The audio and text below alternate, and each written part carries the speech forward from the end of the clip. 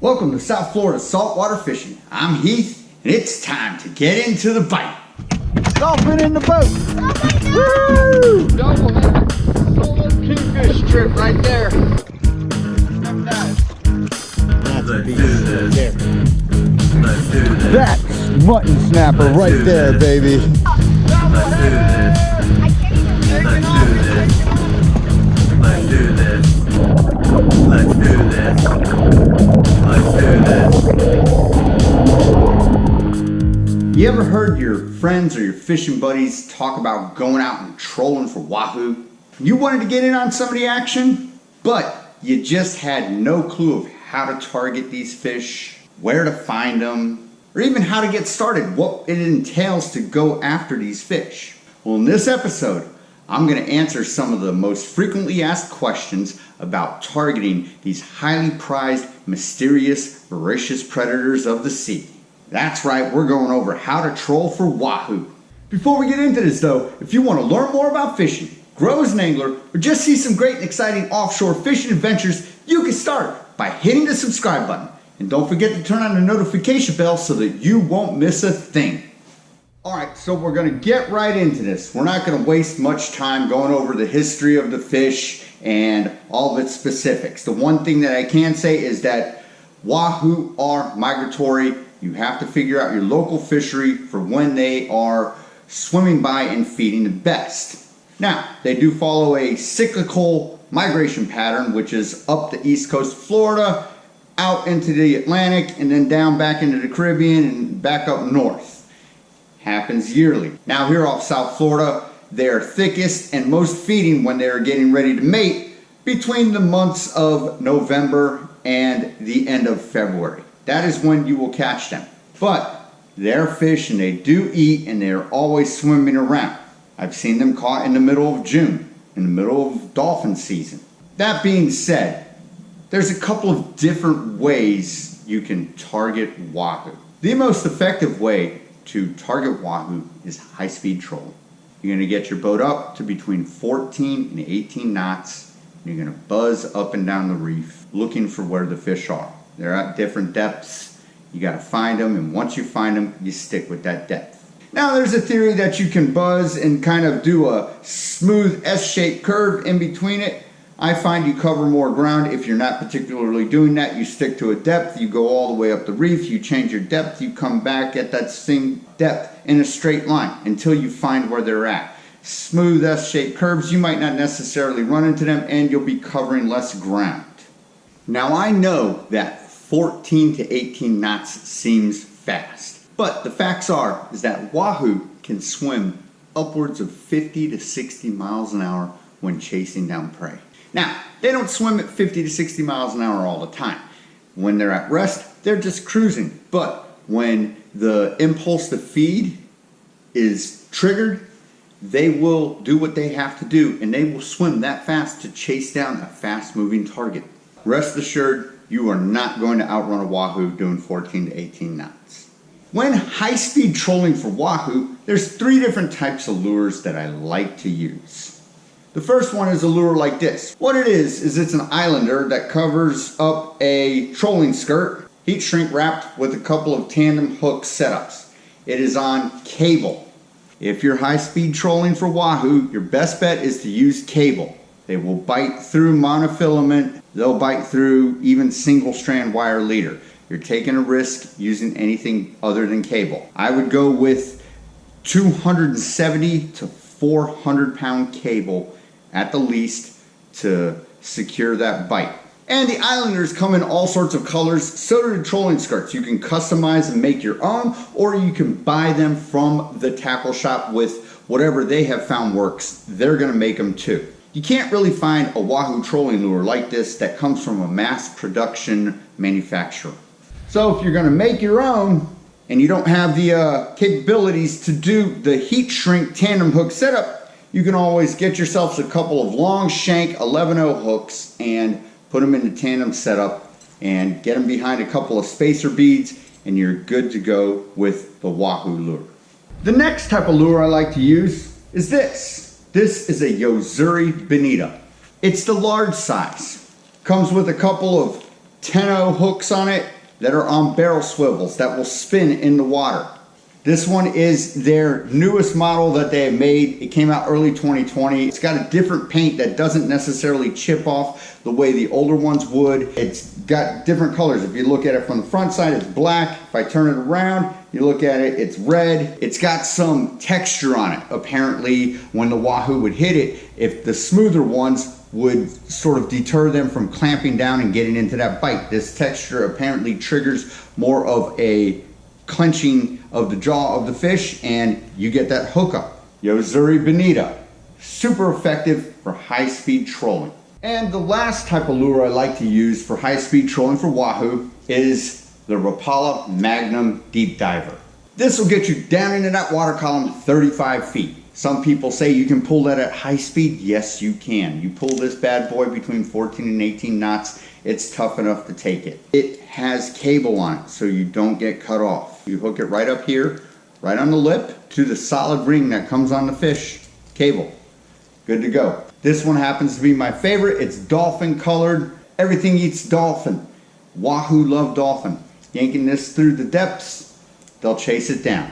So, one thing I want to go over is if you're using a lure like this, which is an islander covering a trolling skirt, you're going to need an inline sinker to keep it down below the surface of the water because this lure is just not heavy enough to stay down at high speeds. An inline sinker looks like this. This one is a 48-ounce inline sinker, 3 pounds of weight. It'll keep you just below the surface, 10 to 12 inches down, which is exactly what you want.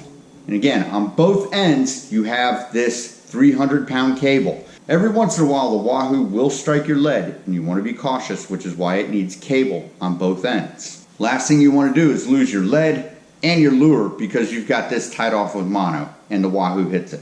If you are trolling a lure like this, the islander on top of the skirt, you will need a yo-yo with a leader on there. You don't need much. You need max 35 feet. My shock cord is 80-pound test. At the top of my shock cord is a 300-pound swivel. You need 300-pound swivels when you're fishing for these fish because the strike is violent. The last thing you want is for your swivel to pop and straighten out because of the negative pressure put on the fish. So let's imagine this. Your boat is going 14 to 18 knots in one way.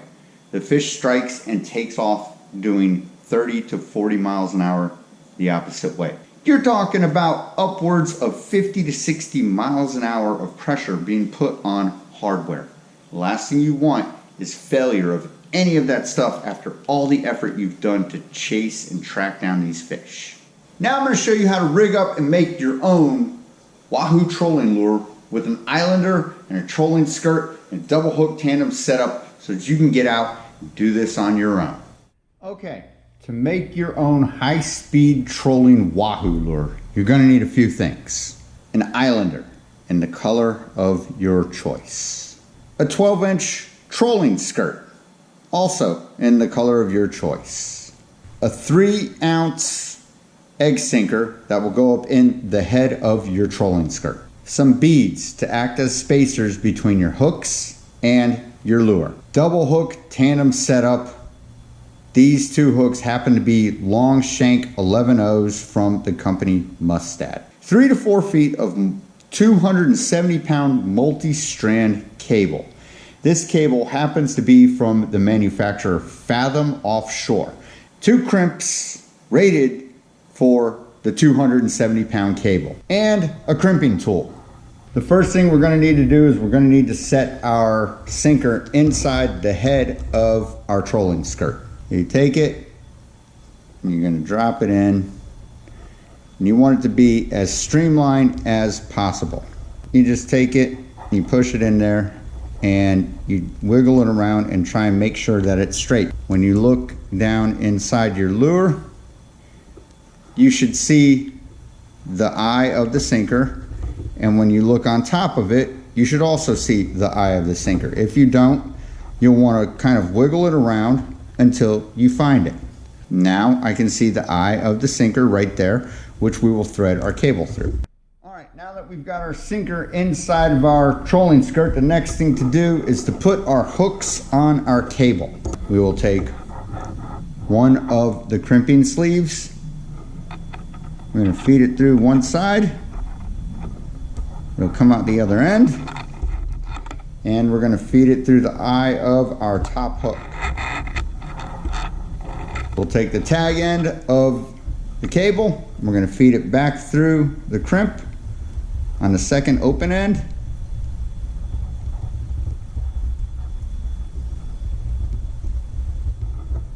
Make sure it comes out that second side. And then we're going to slip down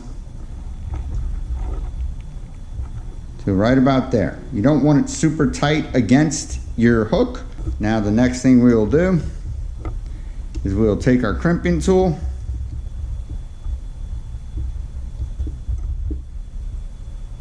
and we're going to crimp down on it and close this connection.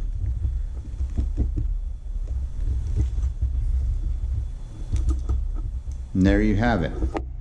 Solid crimp. That ain't going anywhere. Make sure you test it and pull on it. Last thing you want is crimp failure. Now we need to figure out how many spacers we're going to need between the head of the trolling skirt and the hook.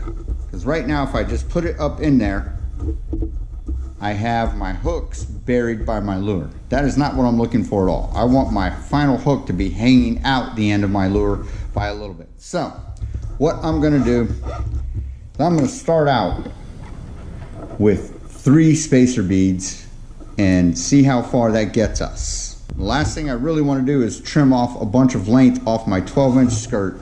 I'm looking for a larger profile of this lure because I'll be trolling it at high speed through the water. So we have the 3 spacer beads fed onto our 270-pound cable. Now we're going to take the open end of our cable and we're going to feed it down into the sinker, thread it through, make it come out the end of our trolling skirt. Feed that down on, get it all straightened out, and let's see how that works out. That works out perfect. Those 3 spacers, that's exactly what I'm looking for. Now we're going to put on the islander. Basically the same concept. You flip it over, you're going to find the tip of it and you will feed it through the nose till it comes out. Pull it down. And there you go. That's what that lure is going to look like in the end. Now the final thing to do is make another loop where you will attach it with your swivel.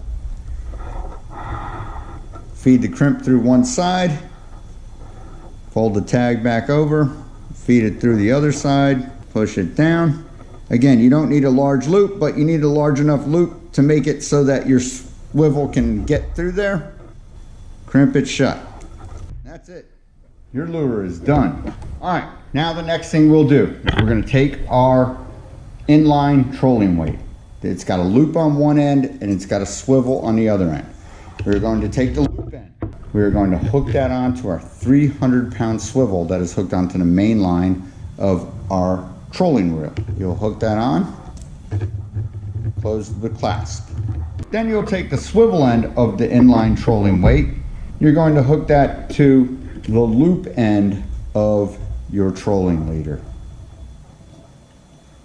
Again, close the clasp. Now on the other end of your trolling leader, you will have another 300-pound swivel. This is going to connect to the end of that leader that you just made. Close the clasp, you're good to go. The next thing you're going to do is you're going to find a spot where you want to start trolling. You'll toss your lure in, you're going to let it out on your top shot, then you'll let the sinker into the water. You want to be doing about 3 to 5 knots to let this out, that way you can get your line far enough out. Once you've let your line out about 200 feet or so, get up to speed. You'll be wanting to do between 14 and 18 knots. Troll straight up and down the reef until you find the bite.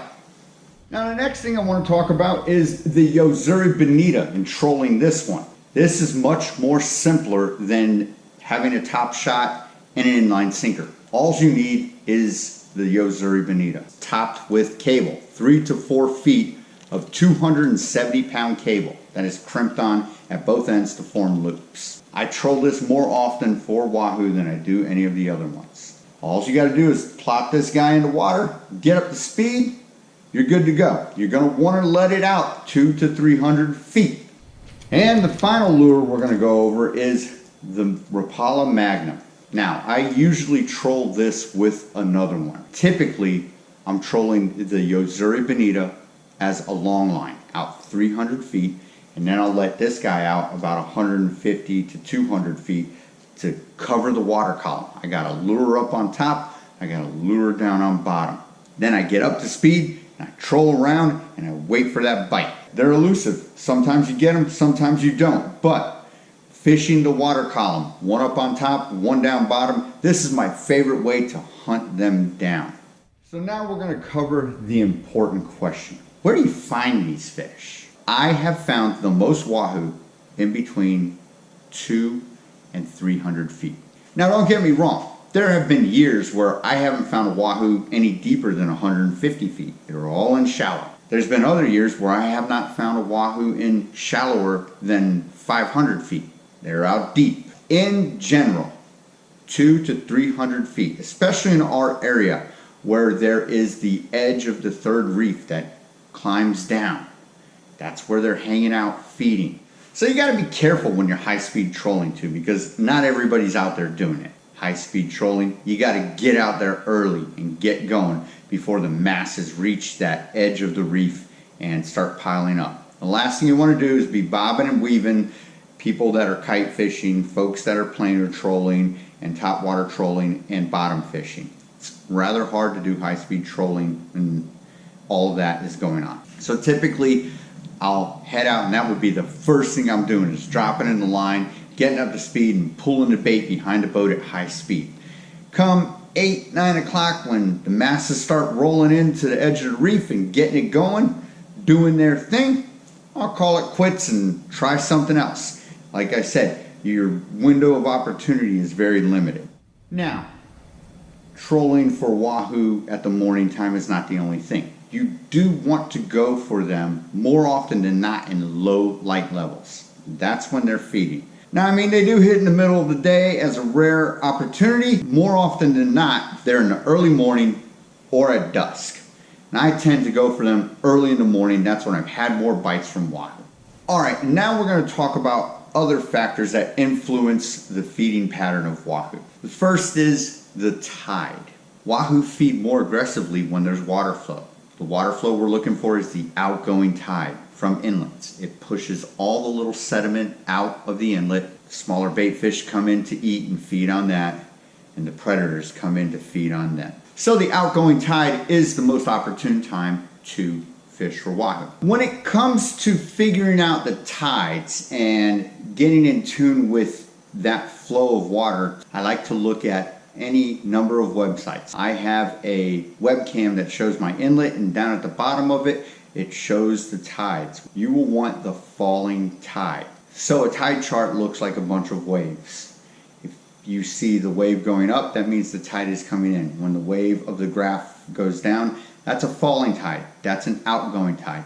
That is what you're looking for. The next most influential thing happens to be the moon phase. Wahoo feed heavily during the full moon phase. A few days before the full moon, a few days after the full moon, when it's bright and lit up, it's time to go for Wahoo. If I'm looking to find out about the moon phase, and I want to find when the full moon's going to be, a couple days before and a couple days after, I like to go to a website called moongiant.com.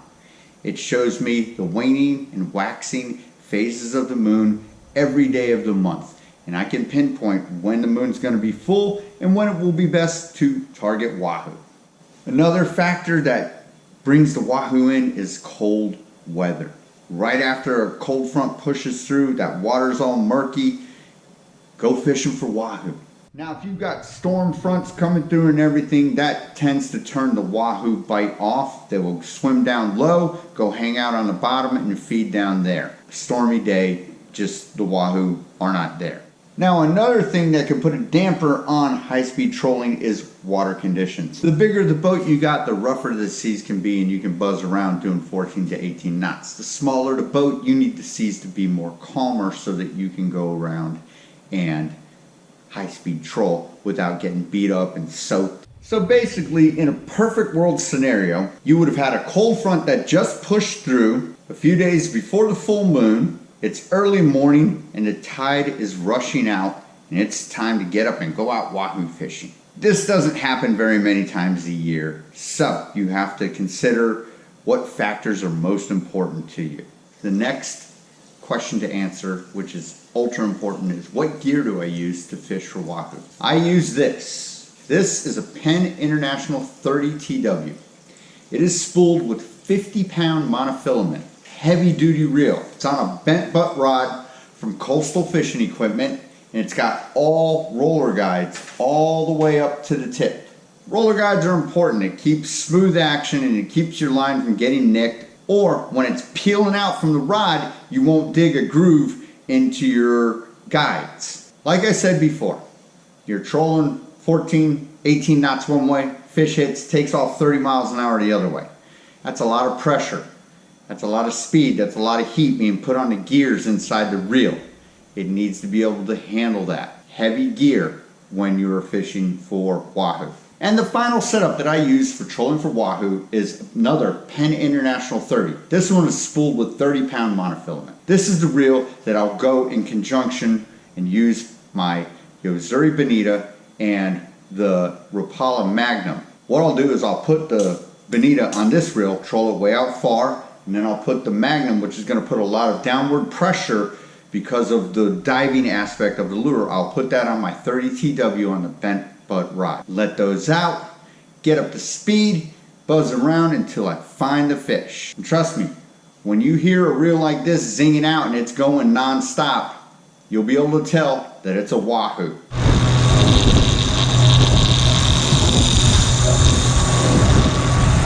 Alright folks, that about does it for this episode. I hope you had fun, hope you enjoyed, and I hope you learned a little bit about targeting and trolling for wahoo. Till next time, South Florida saltwater fishing, going wherever the cool wind takes us.